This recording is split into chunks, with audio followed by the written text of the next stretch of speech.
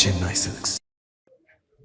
மாங்கனி நகரத்தினுடைய ஊடக நண்பர்களுக்கு எனது வணக்கத்தை தெரிவித்துக் கொள்கிறேன். தேர்தல் நெருங்குது, கூட்டணி எல்லாம் நாங்கள் வலிமையாக அமைச்சிருக்கோம். தேர்தல் தேதி அறிவிக்க வேண்டியதுதான் பாக்கி. அதனால நாங்கள் தயாரா இருக்கிறோம். நீங்க என்ன வேணா அதாவது இன்னும் தேர்தலுக்கு இன்னும் 2 மாசம் இருக்குது. இன்னும் நிறைய கூட்டணிகள் வர இருக்கிறது. ஏற்கனவே நான் பல மாதங்களுக்கு முன்பாக சொல்லியிருந்தேன். என்ன சொல்லியிருந்தேன்னா, ஊடக நண்பர்கள் எல்லாருமே கேட்டீங்க, திமுக கூட்டணி ஸ்ட்ராங்கா இருக்கு, அண்ணா திமுக உங்களுடைய இந்திய கூட்டணி தான் ஸ்ட்ராங்கா இல்லை, ஒருத்தரா வெளியே போயிட்டு இருக்காங்க அப்படின்னு சொல்லியிருந்தேன். ஆனா இன்னைக்கு என்டிஏ கூட்டணி வர இன்னைக்கு ஸ்ட்ராங் ஆகிட்டே இருக்கு. இன்னைக்கு பல கருத்து கணிப்புகள் கூட இன்னைக்கு அடுத்த ஆட்சி என்டிஏ ஆட்சி அப்படிங்கிற சொல்லக்கூடிய அளவுக்கு கூட்டணி ஸ்ட்ராங்கா இருக்கு. இன்னும் சில கட்சிகள் இருக்கிறாங்க. பல பேச்சுவார்த்தைகள் தொடர்ந்து நடைபெற்றுக் கொண்டிருக்கிறது. நிச்சயமாக தேசிய ஜனநாயக கூட்டணி நிச்சயமாக வெல்லும்.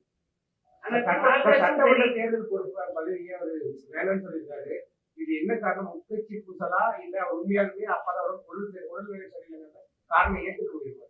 அதாவது இது சட்டமன்ற பொறுப்பு யாருக்கும் கிடையாது. இது எப்படின்னா ஒரு இந்த தேர்தல் வரைக்கும் ஆய்வு எப்படின்னாக்கு, மாநிலத்தில் உள்ள முக்கியமான தலைவர்கள் அந்தந்த சட்டமன்றத்தில் போய் அவர்கள் அங்க இருக்க பிரச்சனைகள் என்னன்னு பார்த்து அது சரி பண்ண வேண்டும் என்பதற்காகத்தான் இது நிரந்தரமான பெர்மனண்டான போஸ்ட் ஒன்றும் இல்லை.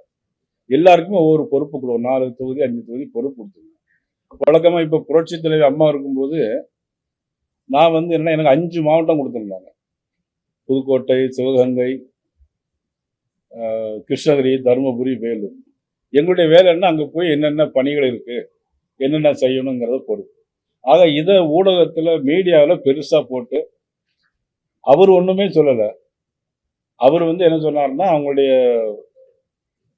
அப்பாவுக்கு உடம்பு சரியில்லை, அதனால அடுத்த முறை நான் எல்லா நிகழ்ச்சிக்கும் போறேன்.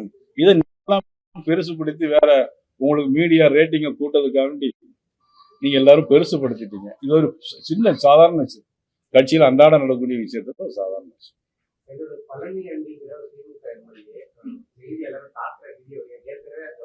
அவர் வரவே நல்லா சொல்லியிருந்தாங்க. இப்ப ஆதாரமா தாக்குற வீடியோ தான் வெளியிருக்கு. அதை எப்படி பாக்குறீங்க? இது வரையும் ஒரு எஃப்ஐஆர் கூட பதிவு பண்ணாரு. அதாவது நீங்க இது ஆச்சரியமான விஷயம் ஒண்ணும் இல்லையா, திமுக என்னைக்கெல்லாம் ஆட்சிக்கு வருதோ அன்னைக்கெல்லாம் பத்திரிகையால தாக்கப்படுவாங்க, பொதுமக்கள் தாக்கப்படுவாங்க. ஏன்னு கேட்டீங்கன்னா, நீங்க ஒருத்தர் அங்க மீடியா பெருசு பண்ண மாட்டீங்க.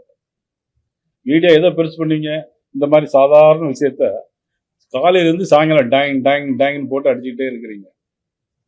அது ஒரு அர்த்தம் இருக்கு. அதான் என்ன பப்ளிக் என்ன பார்ப்பாங்க அப்படின்னா, இது ஒரு விஷயமா டிவியில போட்டுட்டே இருக்காங்களே அப்படின்னு தான் நினைப்பாங்களே தவிர, அது ஒரு நியூஸாவோ உங்களுக்கு ரேட்டிங் கூடுறதுக்கோ வாய்ப்பு இருக்கு மாதிரி தெரியல. அதனால திமுக பொறுத்த மட்டும் பிரைம் மினிஸ்டரே கொலை செய்வேன்னு சொல்லி பேசினார் ஒரு திமுக மாவட்ட செயலாளர்.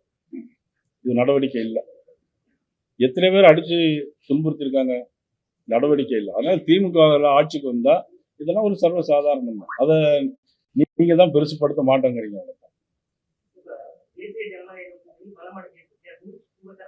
ஆமா,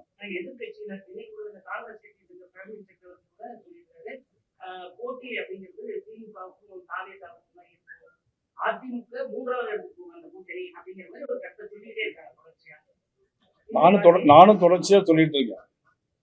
நான் கூட்டணிலாம் வர்றதுக்கு முன்னாடியே மதிப்புக்குரிய டிடிவி தினகரன் அவர்கள், மதிப்புக்குரிய பாட்டாளி மக்கள் கட்சியினுடைய தலைவர் அன்புமணி ராமதாஸ் அவர்களெல்லாம் வருவதற்கு முன்னாடியே மதிப்புக்குரிய ஸ்டாலின் முதலமைச்சர் அவர்கள் சொன்னாங்க, நாங்க 200க்கு மேல ஜெயிப்போம் அப்படின்னு.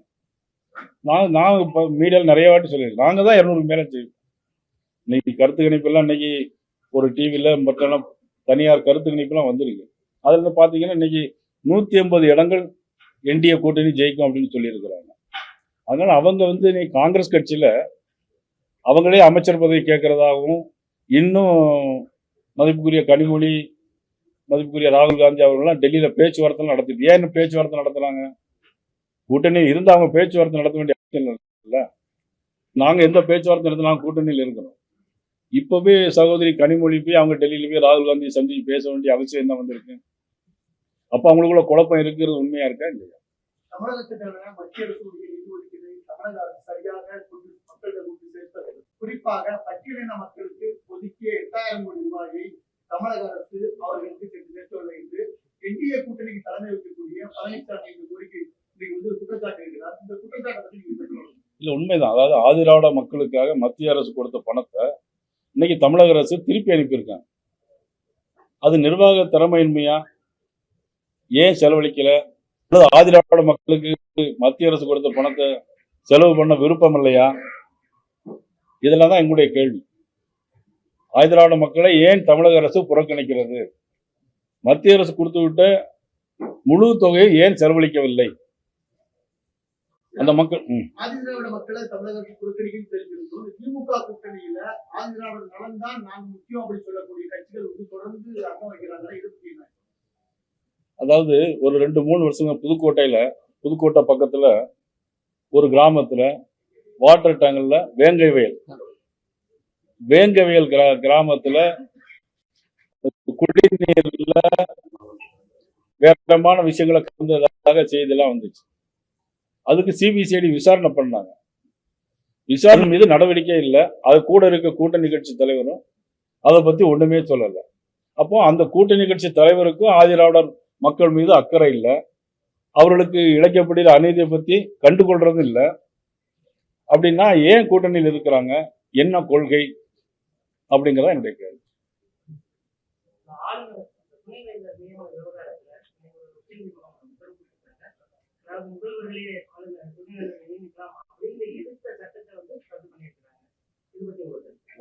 அதாவது கலைஞர் முதலமைச்சராக இருக்கும்போது சட்டமன்றத்தில் ஒரு தீர்மானம் கொண்டு வந்தாங்க. என்ன தீர்மானம் கொண்டு வந்தாங்க அப்படின்னா, ஆளுநருக்குத்தான் அதிக அதிகாரம் வேண்டும். கலைஞர் முதலமைச்சராக இருக்கும்போது கொண்டு வந்தாங்க, ஆளுநருக்குத்தான் அதிக அதிகாரம் வேண்டும் கொண்டு வந்தாங்க. அதுபோல் நம்மளுடைய முதலமைச்சர் என்ன இப்போ சட்டமன்றத்தில் ஒரு தீர்மானம் கொண்டு வந்தாங்க, ஆளுநருக்கு எந்த அதிகாரமும் இருக்கக்கூடாது. அப்ப இவங்களுக்கு வேணும்னா ஒரு வார்த்தையும், வேண்டாம் அப்படின்னா ஒரு செயலும்.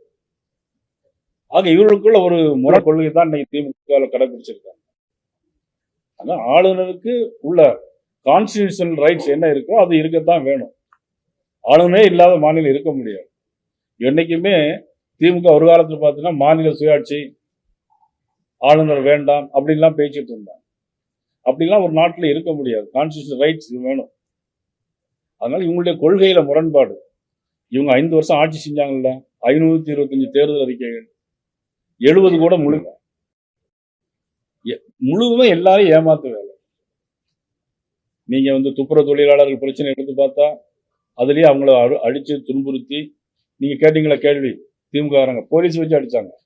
ஒண்ணு ஆளை வச்சு அடிப்பாங்க, நேரடி அடிப்பாங்க, முன்னெல்லாம் போலீஸ் வச்சு அடிப்பாங்க. அந்த துப்புரவு தொழிலாளர் போலீஸ் வச்சு அடிச்சு அப்புறப்படுத்துறாங்க. உண்ணாவிரதம் இருந்த இடத்த அங்கிருந்து மாத்தி மதுரைக்கு மாத்தி அவ்வளவு இம்சை பண்ணாங்க. இடைநிலை ஆசிரியர்களுக்கு எந்த விதமான தேர்தல் அறிக்கையில் சொன்னா எதுவுமே செய்யல. அவங்களுக்கு இடைநிலை ஆசிரியருக்கு அரசு ஊழியர்களே ஓய்வூதிய பென்ஷன். உண்மையிலேயே எனக்கு ஊடகங்களை நினைச்சா ரொம்ப வருத்தமா இருக்கு. சின்ன சின்ன விஷயங்களெல்லாம் பெருசாக்குறீங்க. 5 வருஷத்துக்கு முன்னால எதிர்கட்சியா இருக்கும்போது தேர்தல் அறிக்கையில சொன்னது, ஆட்சிக்கு வந்த உடனே ஓய்வூதிய பென்ஷன் திட்டம் கொண்டு வரப்படும் சொன்னாங்களா இல்லையா? சொன்னாங்க, பழைய ஓய்வூதிய திட்டம். ஆனா இப்போ 5 வருஷம் முடிஞ்ச பிறகு ஜாக்டோஜியோ ஒரு பேச்சுவார்த்தை நடத்தி லட்டெல்லாம் வாயில லட்டெல்லாம் கொடுக்குறாங்க. எங்க திருநெல்வேலி போனாதான் அல்வா கொடுப்பாங்க, ஆனா இங்க லட்டெல்லாம் கொடுத்தாங்க. எதுக்குன்னா ஜூன் மாசம் தருவாங்களாம். ஜூன் மாசம் யார் ஆட்சியில் இருப்பாங்க? மார்ச் ஏப்ரல்ல தேர்தல் வரும். தேர்தல் வந்தா ஆட்சி மாற்றம் உறுதி. ஆட்சி மாற்றம் வரும்போது யார் முதலமைச்சராக இருப்பாங்க? அப்ப படித்த அரசு ஊழியர்களே எவ்வளவு தூரம் பிரெயின் வாஷ் பண்ணி ஏமாத்துறாங்க. ஊடகத்தை ஏமாத்துறதுக்கு எவ்வளவு நேரம் ஆகும் அவங்களால? எல்லா ஊடகங்களும் கிட்டத்தட்ட அவங்க கண்ட்ரோல்ல தான் இருக்குன்னு நினைக்கிறேன். உச்ச நீதிமன்றம் என்னங்க நல்ல கேள்வி கேட்டீங்க. 100 நாள் வேலை திட்டத்தை 150 நாள் திட்டமா மாத்துவோம் அப்படின்னு சொன்னாங்க. அவங்க தேர்தல் அறிக்கையில் ஒண்ணு. ஆனா இன்னைக்கு அது என்ன குளறுபடி நடந்ததுன்னாக்கி, அது செய்யக்கூடிய அதிகாரிகள் அவங்களுடைய வீட்டு வேலைக்கு தான் பயன்படுத்துறாங்க. ஆனா சம்பளம் ஒழுங்கா கொடுக்கறது இல்ல, கணக்கு ஒழுங்கா காட்டுறது இல்ல. ஆனா இப்போ அது திட்டத்தை அப்படியே மாத்தி 100 நாளுங்கிறத 125 நாளாக இன்னைக்கு மத்திய அரசு அறிவிச்சு. இதுல என்னன்னா காலையில் ஒருத்தர் ஃபிங்கர் பிரிண்ட் வச்சுதான் போகணும். பயோமெட்ரிக் மூலமாக ஃபிங்கர் பிரிண்ட் யாரும் ஏமாற்ற முடியாது. திமுக காரங்க ஏமாத்துறங்கிறதுனால தான் அதை அப்படி மாத்தி கொண்டு வந்திருக்காங்க. வேற ஐயா, சேலத்தை சேர்ந்த சமூக ஆர்வலர்கள் ஒருவர் தினந்தோறும் அதாவது பிரதமர் மோடியையும் நயினார் நாகேந்திரனையும் அண்ணாமலையும் பாஜக முக்கிய தலைவர் அனைவரையுமே சமூக வலைதளங்களில் கடுமையாக சாதிக்கிறார்.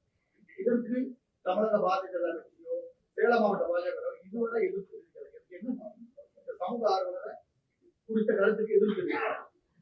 அதாவது ஊடகங்கள்ல பதில் சொல்லலாமா இல்லைன்னு தெரியல. ரோட்ல போறதெல்லாம் கொலைக்கத்தான் செய்யும். திருப்பி நம்ம போய் கொலைக்க முடியாது. நீங்க கேட்டதுல உச்ச நீதிமன்றம் தீர்ப்புல முதலமைச்சருக்கு அவது துணைவேந்தராக இருப்பதற்கான வேந்தர்களாக இருப்பதற்கான அதிகாரம் வழங்கியது.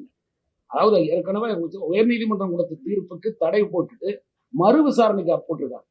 மறுபடியும் உயர்நீதிமன்றம் இதை திருப்பி விசாரிக்கணும் போட்டிருக்காங்க. அப்படிங்கிற போது உடனே ஃபைனல் ஆயிருக்கு, மீண்டும் ட்ரையல் நடக்கும். ஆமா,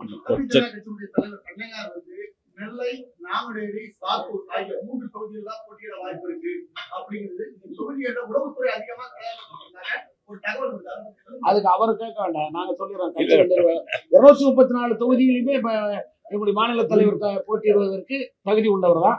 அதனால அவர் எந்த தொகுதியை தேர்ந்தெடுப்பாருங்கிறது எங்களுடைய தலைமை முடிவெடுக்கும். அதாவது சினிமாவில் எப்படி வேணாலும் நடிக்கலாம். மக்களுக்காக தலைவர் அப்படின்னா அதுக்குன்னு ஒரு தகுதியை வளர்த்து கொள்ள வேண்டியது தம்பி விஜயுடைய ஒரு கடமை. அதாவது ஆடலாம், தியேட்டர்ல ஆடலாம், அது வேற விஷயம். ஆனா ஒரு கட்சி தலைவரா இருந்துட்டு கட்சியுடைய ஆண்டு விழாவில் ஆடுறதுதான் உங்களுடைய கொள்கை அப்படின்னா இவங்கெல்லாம் நாளைக்கு மக்களுக்காக என்ன செய்ய முடியும்? உங்களால எதையுமே உங்களால நல்லது செய்ய முடியாது. ஒரு கூட்டத்தை கூட்டலாம், அவ்வளவுதான். எல்லாரும் புரட்சி தலைவர் எம்ஜிஆர் ஆக முடியாது.